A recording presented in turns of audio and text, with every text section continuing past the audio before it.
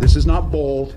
It's not leadership. It's stupid, buffoonish, childish of exactly what they did. Everything you laid out. They want to destroy the federal government, this buyout of employees, because now they threaten them. Who believes Donald Trump's going to care what the courts say? Who believes he's... Welcome, fellow patriots, and truly save yourselves, because today we're going to indeed expose the absolutely shameful and undoubtedly blatant hypocrisy of Weichel Merrill and Governor Tim Walz. They insult MAGA and want us to believe that cutting federal spending is cruelty. That's exactly what you heard. So, get ready for a sharp and unforgiving reaction to the progressive narrative. Donald Trump's reckless action cut off funding to law enforcement, farmers, schools, childcare, veterans, and health care. While he was out golfing, he threw the country into crisis. This is not bold. It's not leadership. It's stupid, buffoonish, childish of exactly what they did. Most folks were up all night last night as we dealt with this being thrown on there with no guidance. I know you have a lot of questions. I have a lot of questions because not one damn person thought this through. I'm hearing within the last few minutes, oh, no, the Medicare thing was just a fluke. It's unrelated to this. That is there is absolutely no way they didn't know exactly what they were doing. Minnesota Governor and Democratic Vice Presidential nominee Tim Walz speaking this afternoon in Minnesota in response to the Trump White House's sudden, inexplicable freeze on all federal funding. Governor Walz and state officials were sent scrambling overnight to try to deal with the expected impact of roughly $2 billion in federal funding for ongoing programs being yanked instantly and with no warning. Today, after a huge pushback across the country, the Trump administration tried to take some of it back and say they hadn't meant it. Then the freeze overall was put on hold by a federal judge. Joining us now exclusively for his first interview since the presidential election is Minnesota Governor Tim Walz. Governor Walz, it's really nice to see you. Thank you for making time to be here. Yeah, it's good to be back with you, Rachel. And great first segment, terrifying but accurate. You know what they're after, and it's not that we should be surprised by this. They laid it out in Project 2025, so here we are. Just look at the hypocrisy. Trump didn't cut spending. He returned power to the states, far from the corrupt machine of Washington. And while the governor cries for more federal money, they forget about Minnesota, which is sinking in taxes and policies. Woke, which destroys schools and businesses. Just wait until you see what the governor is going to say. About the 2025 project, this is the real proof that they are terrified of conservative freedom. Well, actually, let me ask you about that on this point. A lot of people have been today and the last few days crediting your campaign and crediting all the reporting during the campaign that identified Project 2025 as essentially what looked like a blueprint for the incoming Trump administration to dismantle the American government. They denied it. They said they had nothing to do with it, said they'd never heard of it. Does it seem to you like that's actually what they're doing? Oh, it is. It doesn't seem it is.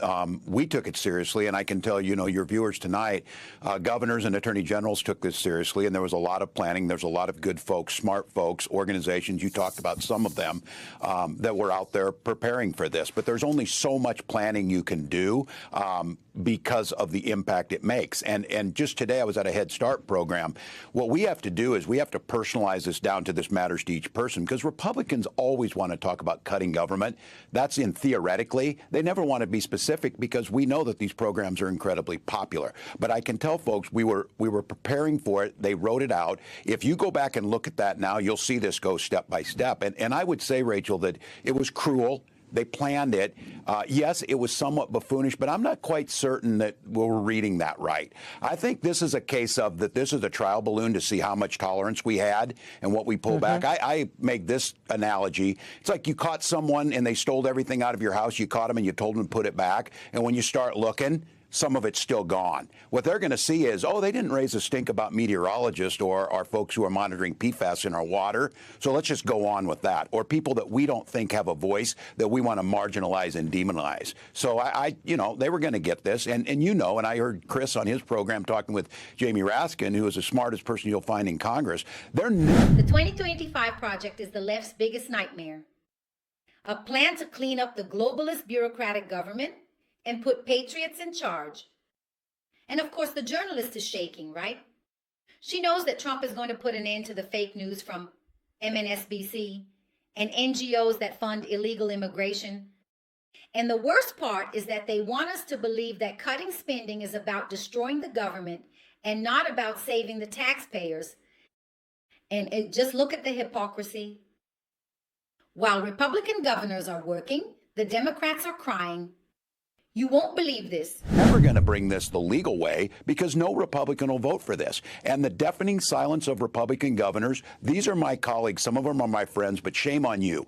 You know what this is doing. And look, I come from a wealthy state that has the lowest childhood poverty rates, and we have a strong safety net. I guarantee you these Republican states would pay the price far more than us, and they're just silent on it. So we're going to need some courage. This is a long fight. This is ideologically everything you laid out. They want to destroy the federal government, this buyout of employees, because now they threaten them. It's here. The game is here. We knew it was coming. I don't know what people thought, that we were just speaking, that this wasn't going to happen. Donald Trump said, oh, I never heard of him. And now you got this guy Vote, that's at the heart of it. So, look, it's on. I'm glad you said that.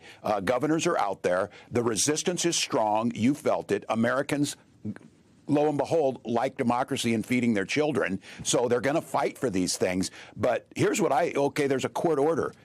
Who believes Donald Trump's going to care what the courts say? Who believes he's not going to do this? We're still finding glitches in our things. We're trying to access these systems again. They're not functioning correctly. And they speak in silence about the Republican governors.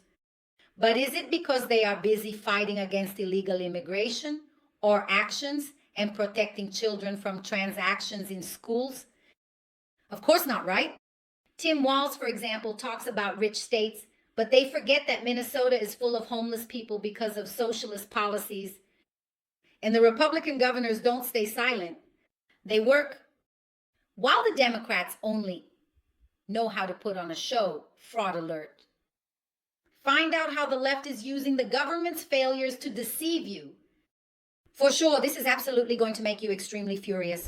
And the ludicrousness, the insult to the American public to tell us that for the first time, it was just a coincidence that the Medicaid reimbursement site glitched at the same time they froze all these programs.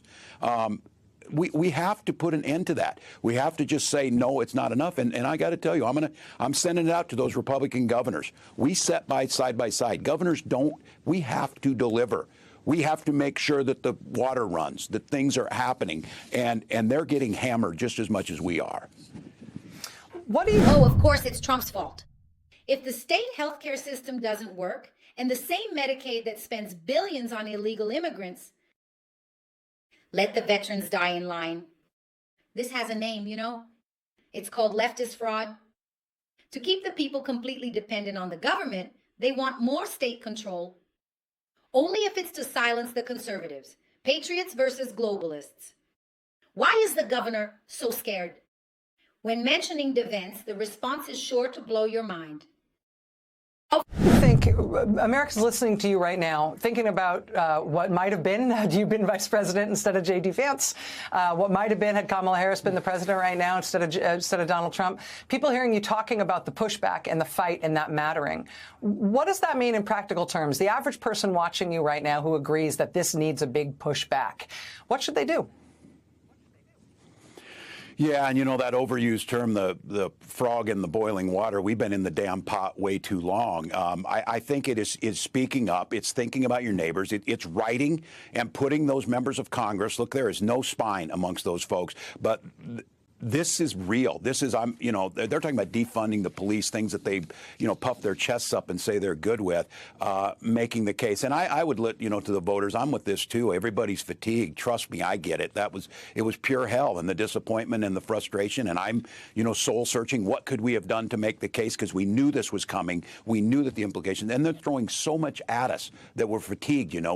We spent 3 days, having them trying to debate that President Musk gave a Nazi salute. Of course he did. But that is a distraction from what I think you said it. This is game on stuff right here. And I am worried with these federal employees because, look, they're in a tough spot. That some of these folks, especially those that are doing good work around environmental concerns, around justice for people, around criminal justice reform, all of the things that make our society better, those folks are in there, and they're making they put out tweets from the president's fail son who threatens people, like, we're coming for you, you think this is bad or whatever. So I would tell people, stay focused, don't take the bait on the distractions. Surround yourself with people who understand this and recognize the things they went after today are basically a big chunk of what society does, and people like to have clean water and hospitals and safety and roads and airports, all the things they're going after, and you summed it up. There's societies that function like this, where the rich and the oligarchs do everything, and there's some fabulously wealthy people who are are above the law, and the rest of us are here. And I think we have to find that voice. We have to push back. We have to be organized. We do have to use the courts, but I just want to caution everyone.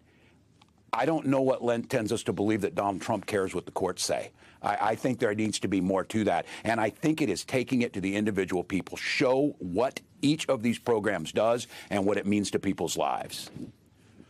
Yeah, no matter what people motivated anybody's vote, if you didn't think you were voting to cut firefighting, if you didn't think you were voting to cut meat inspections, if you didn't think you were voting to cut air traffic control, well, it's all becoming very, very clear right now. Pence is a hero who stands up to China and defends American industry.